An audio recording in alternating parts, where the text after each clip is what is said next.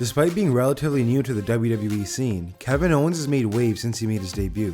He has done great work in NXT and has gone on to have further success on the main roster. He plays a great heel and has an entertaining variety of moves, some of which are uncommon for a man of his size. Though a newcomer to WWE, Owens actually has quite an extensive background in wrestling, so let's get into it with Wrestling Origins, Kevin Owens.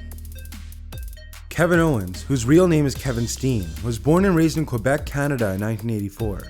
He's of French-Canadian heritage and his first language is French, though today he speaks English without any issues. Steen was an active kid who played multiple sports such as hockey, soccer, and baseball. He didn't really enjoy hockey, but played because his parents and brother wanted him to. Kevin did enjoy soccer more, but at age 11 he suffered a serious shin injury and hasn't played again since. And baseball? He stopped playing because he kept missing Monday Night Raw. Interestingly enough, Steen wasn't a huge wrestling fan as a kid. When he was 11 years old, Steen's father rented a VHS tape of WrestleMania 11. At first, Kevin said he wasn't interested in watching it, but soon became enamored with the spectacle. His favorite superstar, Shawn Michaels, was facing Diesel. At this moment, Kevin Steen knew what he wanted to do. He wanted to become a wrestler. Fun fact, Steen learned English by listening to and mimicking what he heard on Raw. At the age of 14, Steen began to train under Serge Jardouin, pardon my pronunciation, a Quebec-based wrestler. The school, if you could call it that, was run out of an actual barn, but Steen didn't care, he just wanted to be trained. After about a month, however, the school was shut down after the barn collapsed on top of the ring. About a year later, Steen got back into training, this time under Jacques Rougeau. Though expensive, Steen's parents supported his dream and enrolled him in the wrestling school.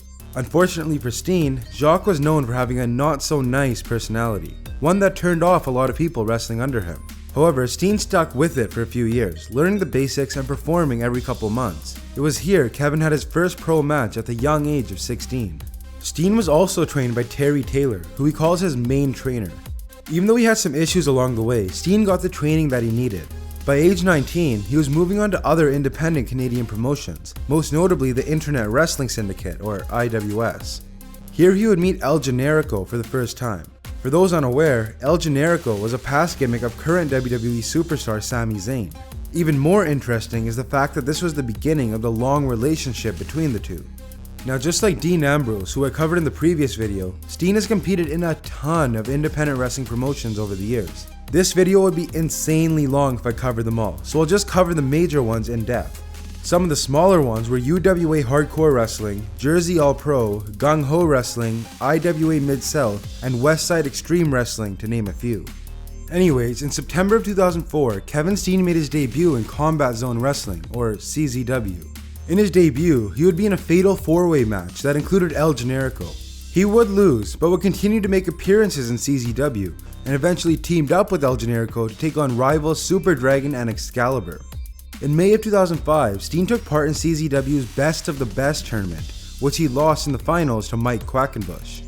However, just a few months later in August, Steen would defeat Frankie the Mobster to win the CZW Ironman Championship, his first piece of gold in the promotion. Steen would defend the title on multiple occasions, defeating the likes of Nate Webb, El Generico, Chris Sabin, and Super Dragon. He would hold the title for 364 days, just one day shy of a year-long reign. In a weird turn of events, Steen lost it to a female wrestler named Lufisto, after which Steen left the promotion. Steen would make one more appearance in CZW in 2008 where he battled with Vordell Walker. While still a part of CZW in 2005, Steen began to branch out and started working for PWG, Pro Wrestling Guerrilla. Shortly after he started, Steen won the PWG Championship in August of 2005 when he defeated AJ Styles.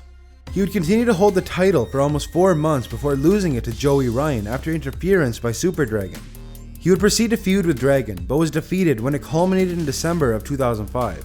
In 2006, Steen would begin teaming with El Generico once again, and after a lengthy pursuit, the two finally won the PWG World Tag Team Championships in July of 2007. However, they would only hold the belts for 3 months, until they lost them to Davey Richards and Super Dragon in October. The very next night, Steen decided to team up with Pac, Adrian Neville, in order to regain his title, adding the stipulation that if he lost the match, he would leave PWG. Surprisingly, the pair lost, and Steen took a short hiatus from PWG. However, Steen would return in 2008 to team up once again with El Generico to win the titles, but eventually lost them and left PWG altogether in favor of Ring of Honor's better money and exposure. Though he had had a few matches there before, Steen didn't fully embrace Ring of Honor until 2007. Here, Steen and El Generico would pair up and have some decent success, but couldn't capture the titles. They would have a few chances and came close in a tournament in June 2008, but lost to the team of Jimmy Jacobs and Tyler Black. Steen would also get a title shot as a singles competitor against Nigel McGuinness at the company's debut show in Toronto, Canada, but Steen would lose. Fast forwarding to September of the same year, Steen and Generico would beat Tyler Black and Jimmy Jacobs to finally win the ROH World Tag Team titles. The duo would hold the belts until April of 2009, when they lost to the American Wolves. In December of that year, Steen made his infamous heel turn by attacking his longtime partner and friend El Generico. The two would go on to have a lengthy feud, both in tag team competition and singles, with both putting check marks in their respective win columns. Steen would at one point unmask Generico, which led to the insane stipulations of their final match of the feud in December of 2010.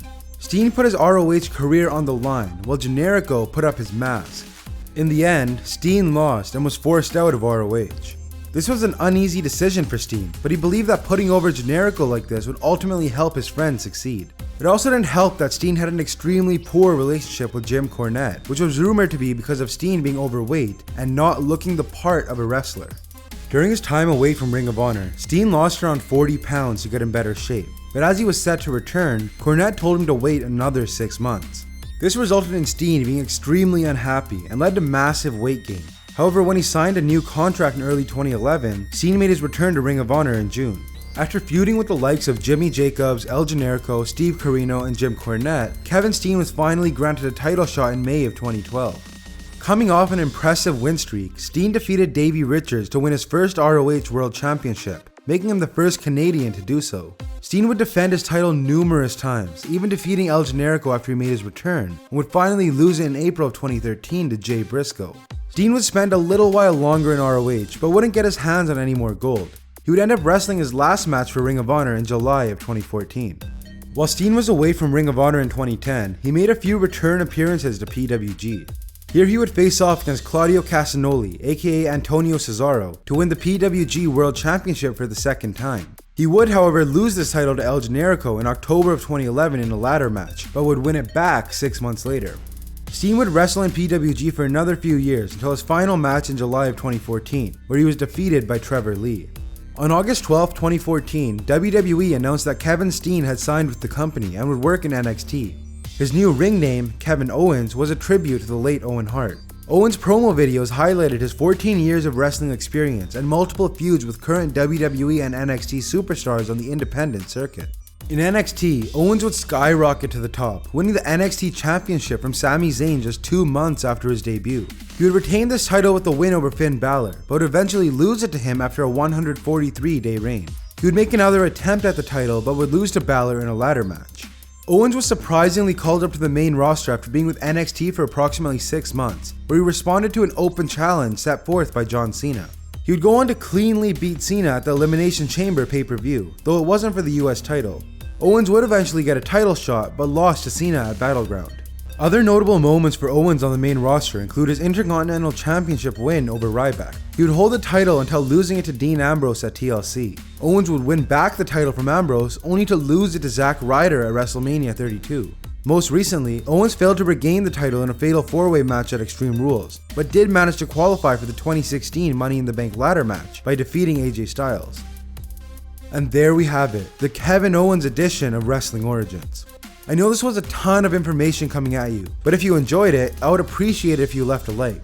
If you have any tips on how I can improve the video, be sure to leave them down below as well. As always, thank you for watching.